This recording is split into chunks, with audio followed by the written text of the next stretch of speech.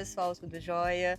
Nós estamos aqui com mais um episódio. Estou aqui com a Larissa. Muito bom estar com você, meu amor. Obrigada pela oportunidade. Olá, pessoal. Meu nome é Larissa Nakabayashi. Eu sou atleta paralímpica de natação e tenho deficiência visual. Larissa, me conta um pouquinho. Quando você descobriu a sua deficiência visual?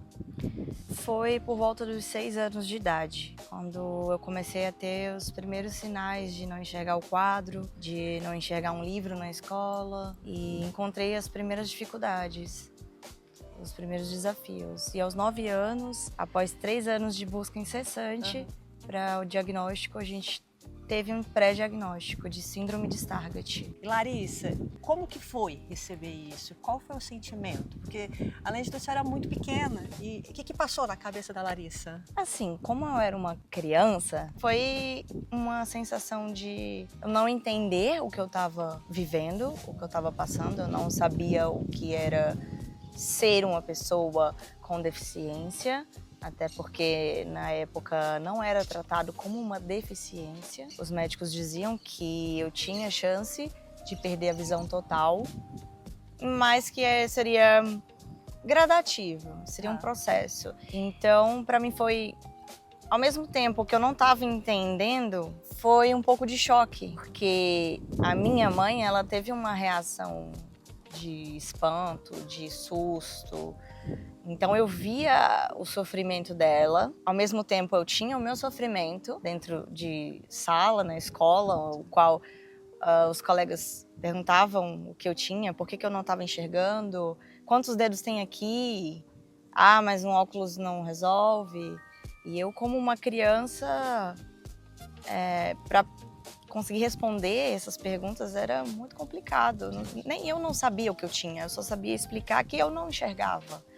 Então, houve esse período de muito bullying, porque eu comecei a usar óculos, o óculos não adiantava, ele não resolvia.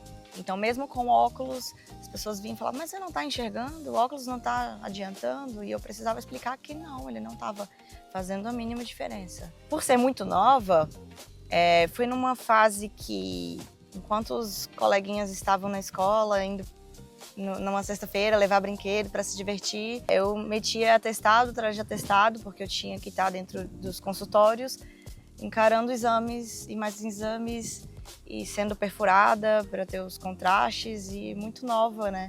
Sem entender por que eu estava passando por aquilo. Tinham exames dolorosos e então deixaram marcas, deixaram muitas marcas. Quando a piscina entrou na sua vida? Quando ela chegou e conquistou a Larissa? Então, meu primeiro contato com a natação foi aos 8 anos de idade. E dali eu fiquei por 2 anos, mais ou menos, e foi incrível que foi assim, bem no período de descoberta desse pré-diagnóstico, e no qual eu ainda enxergava, via os detalhes, mas tinha assim uma certa dificuldade já. E aquela época foi por saúde do sistema respiratório, que minha mãe me colocou na natação para isso. Mas por questões do destino, na época teve a gripe suína, a gente decidiu se afastar, eu saí da natação. E sem nunca imaginar que um dia eu voltaria e que a natação me escolheria.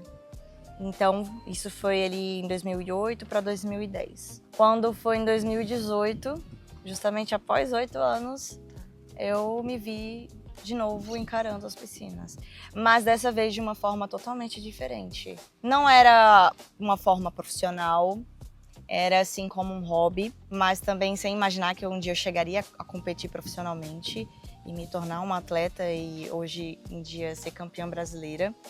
Eu não imaginava, não estava no meu foco, porque até então eu estudava para concurso.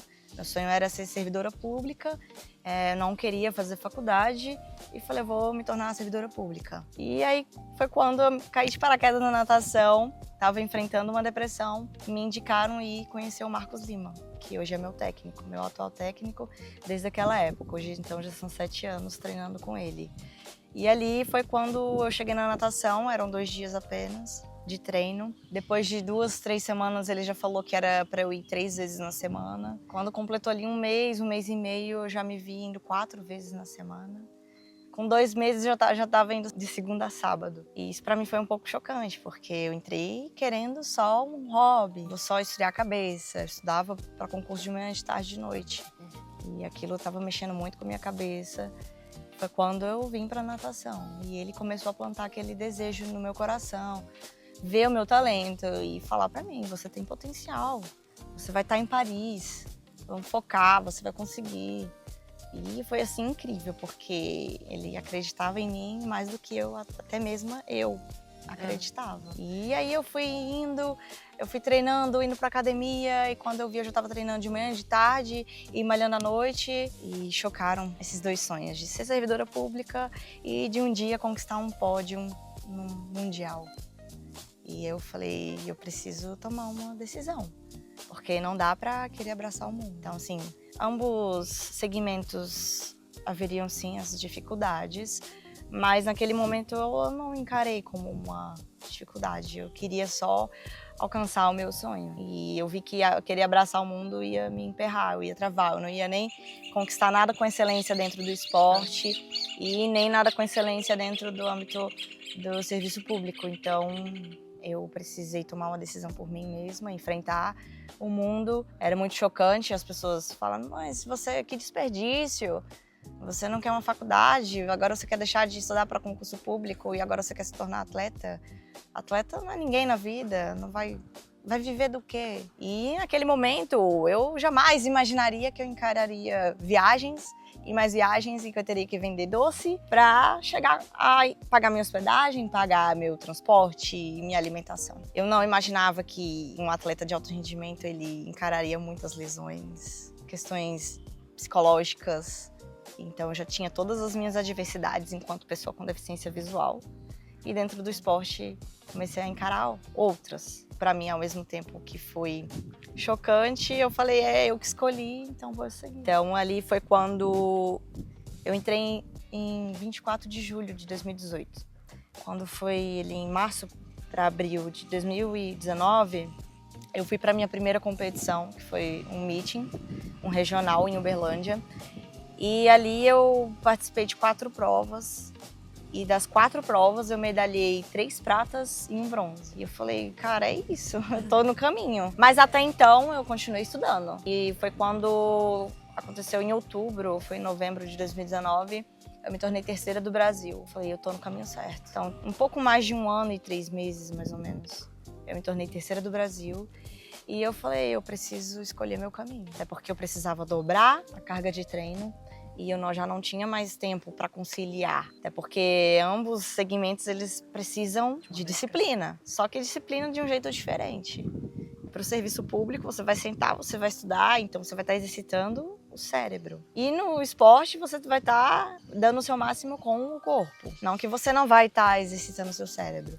Você vai estar exercitando o seu cérebro, mas com aquele foco.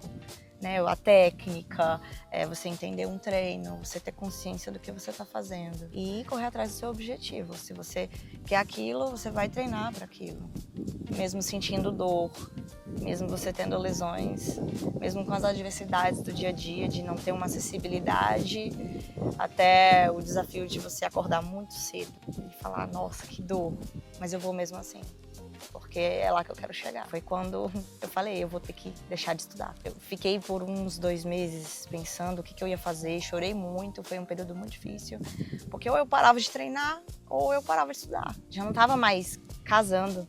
Chegava para estudar de noite, eu já tinha muita fadiga mental e aquilo não estava me fazendo bem, eu já estava para surtar. Aí foi quando eu falei, eu vou parar de estudar. Veio a pandemia e eu já encarei, tipo, meu Deus, eu tomei uma decisão de continuar treinando, mas hoje eu não posso treinar. E agora? Eu deixei de estudar. E aí foi quando eu tirei gás de onde eu não tinha para voltar a treinar no final do ano. Passei ali por um período de 8 meses sem treino, mais ou menos. E isso mexeu muito com a minha cabeça, porque eu tive que lidar com os fantasmas da minha mente, pensando, poxa, eu deixei de estudar, agora eu não posso treinar, será que é isso? Tóquio tá aí, Paris vai ser em 24 e agora? Mas continuei treinando, após os 8 anos, os 8 meses se passaram e eu voltei a treinar, continuei treinando. E dentro desse período, a minha visão ela não estava estável. Eu vinha perdendo. Foi algo que eu cheguei enxergando e estou enxergando até hoje. Foi ter que encarar o processo dentro do esporte, mas o processo pessoal, enquanto pessoa com deficiência, porque eu estava perdendo a minha visão. Então, isso mexeu demais com a minha cabeça, de pensar, poxa, eu tô perdendo minha visão. E isso foi bem em um dia quando eu tava vindo pro treino, sem bengala, tinha atravessado a rodoviária do plano piloto e quando eu me deparei com um pino de ferro no chão, eu tava com uma mochila mega pesada, eu bati, topei o joelho nesse pino. E meu primeiro pensamento foi, meu Deus, eu não senti nem dor. Mas eu me preocupei porque eu falei, caraca, as pessoas à minha volta estão vendo que eu bati num pino, mas pelo julgamento das pessoas, verem que meus olhos são perfeitos, eu não aparento ser deficiente visual. E as pessoas pensarem, poxa, ela tá doida, ela caiu num pino sozinha, ela não tá vendo. Então eu tive que aceitar que naquele período eu tive que aceitar que realmente eu tava perdendo minha visão. E aceitar que um dia eu teria que sim usar bengala. Eu sei que nesse dia eu ralei meu joelho, a canela, eu caí no chão. Continuei andando, levantei, limpei a poeira e fui andando. Cheguei na parada e tava chorando. O meu choro, confesso que aquele momento não era de dor. Era uma dor interna, uma dor da cabeça, de pensar que... de tomar consciência que eu estava perdendo a minha visão, mas que ontem mesmo eu ainda enxergava, eu passava por aquele mesmo caminho todos os dias. Então, tomar a consciência disso foi uma das maiores dores, que eu tive que encarar e falar, agora eu vou ter que usar bengala mesmo. Me deparei, cheguei no treino, falei com o Marcos, eu tô ralada, eu fiquei chorando, porque eu não estava acreditando que eu estava perdendo minha visão daquele jeito. E ele falou, cara, você não enxerga mesmo. Você mais engana do que enxerga. E realmente, eu chegava aqui, eu ia treinar, eu batia a cabeça na parede. Eu não estava vendo o limite da piscina, não via a listra mais no chão. E ter que encarar essa realidade de frente, falar, realmente eu não estou vendo.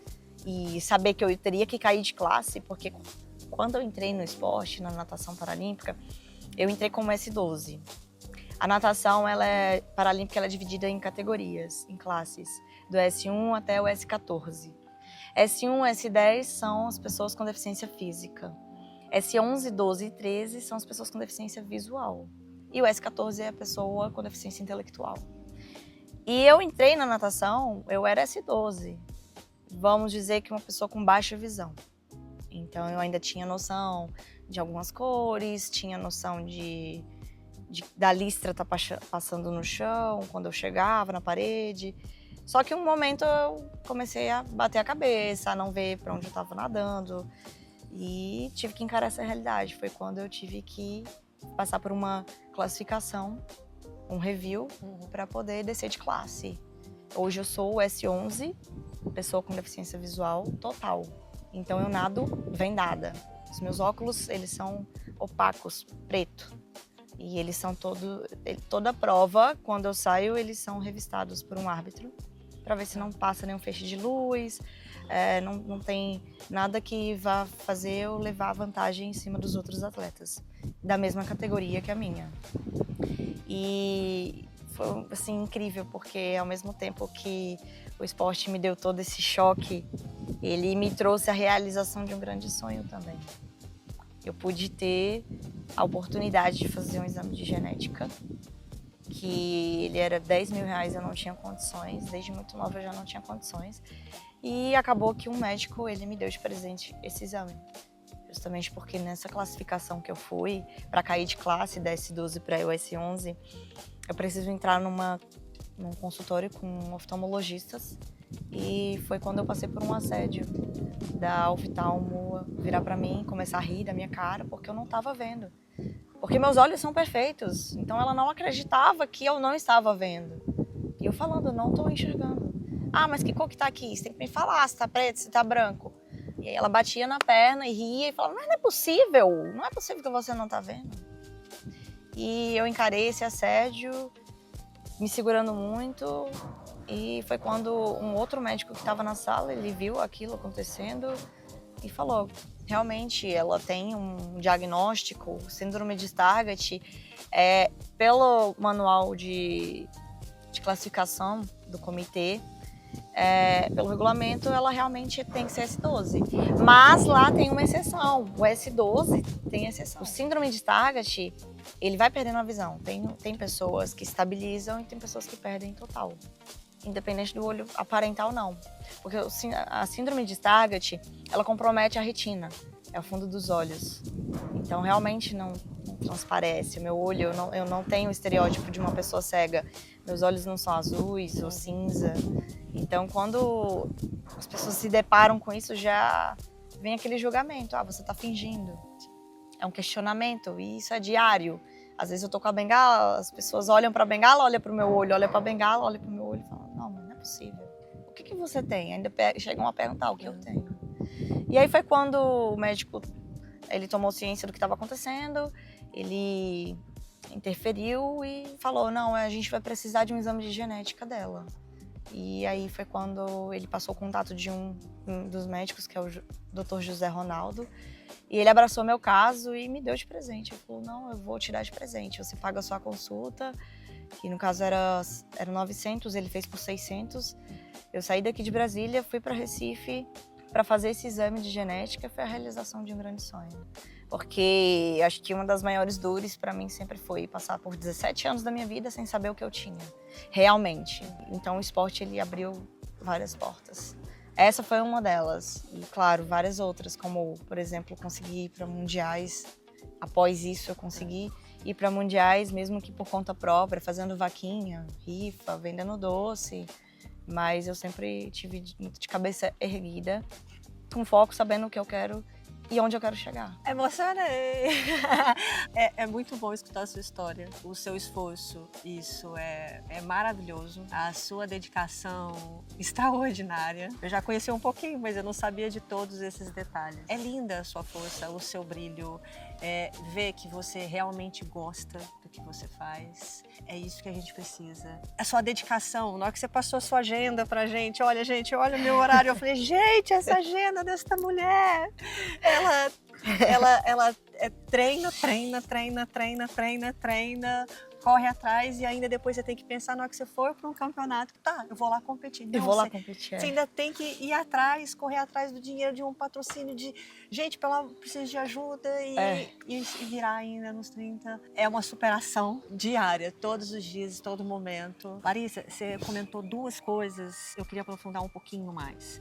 Você falou das pessoas que apareceram na sua vida e que te ajudaram, te motivaram. E eu também quero saber o que não deixou você desistir? O que te motivou lá dentro? O que falava todo dia dentro do seu coração? Vai, corre. Olha, que pergunta difícil. Bom, em toda essa minha trajetória, tiveram muitos anjos, com certeza. Acho que o maior anjo em tudo isso, com certeza, foi a minha mãe, que nunca soltou minha mão. Ela sempre acreditou, sempre me motivou muito, sempre me mostrando o caminho, sempre me levando para seguir para frente, me ensinando a me tornar uma mulher independente. Houveram competições que a gente se desdobrou muito para fazer vários doces. Eu saí vendendo na rua porque eu tinha que pagar as competições, hospedagem, alimentação e não só isso, mas até mesmo materiais, né? Porque os materiais também são muito caros. Inclusive o meu primeiro óculos foi ela que me deu, sem nem trabalhar. Ela fazia os doces, foi juntando dinheirinho para comprar o meu primeiro óculos. E nesse trajeto todo, claro, meu técnico também, que sempre me motivou muito, me inspirou e acreditou no meu potencial. Também muitos amigos, parceiros, pessoas que apoiam. Eu acho que isso faz parte, sim, de uma grande força que eu tenho de dentro para não deixar esse sonho morrer, não deixar que eu desista. Claro que dentro de mim eu tenho sim uma grande vontade de chegar lá, mas eu reconheço que eu não consigo chegar lá sozinha. Não tem essa de, eu vou ser o máximo, eu vou chegar no pódio, vou conquistar o ouro pro Brasil e foi por mim. Não, jamais vai ser por mim. Primeiro por Deus, porque Ele me permitiu, Ele me proporcionou tudo que eu vivi até chegar lá, e as pessoas que acreditaram em mim, que apostaram em mim. Porque ao mesmo tempo que eu tenho pessoas que ainda duvidam da minha capacidade, ou não me apoiam, não acreditam, ou que não apostam, eu também tenho as pessoas que apostam, que acreditam e que falam, cara, essa menina ela vai ser o nome do Brasil. Então isso me dá sim um gás. Mas eu acho que é um complemento, né? Eu tenho uma força dentro de mim de querer chegar, sim. Quando eu fui decidir me tornar, ser atleta profissional, eu parei para colocar numa balança e pensei, poxa, eu tenho chance de me tornar um dia 1% da população do mundo, onde esse 1% chegou. Porque não é todo mundo que chega a uma Paralimpíada ou uma Olimpíada. São super-humanos. A gente tem que elevar nosso corpo ao máximo, ao limite. Encarar muitas dores, lesões, de sobrecarga. Na época, eu não coloquei essas questões negativas em cima da balança, mas quando eu considerei me tornar um dia, me considerei fazer parte de 1% da população mundial, eu falei, eu quero fazer parte desse 1%. E eu pensei, o que eu preciso fazer para um dia me tornar parte desse 1%?